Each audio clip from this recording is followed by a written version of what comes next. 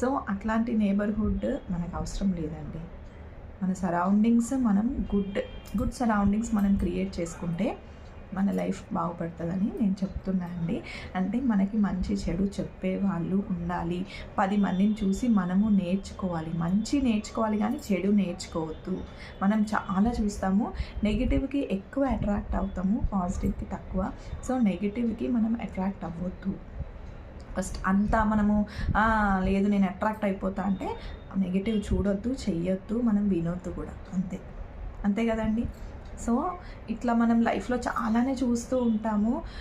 కానీ మనం ఏంటంటే చూస్తాము, అక్కడక్కడే వదిలేస్తాం అనమాట.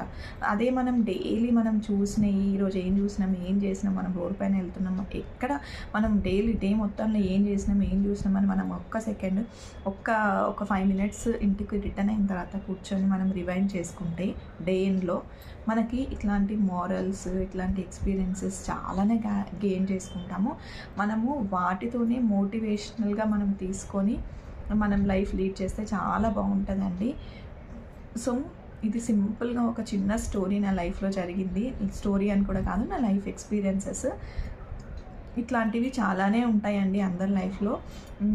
మీకు కనుక ఇది నచ్చితే లైక్, షేర్ అండ్ సబ్స్క్రైబ్ చేయండి. ఇలాంటివి నేను ఇంకా చెప్పడానికి ట్రై చేస్తానండి మీకు నచ్చితే కనుక.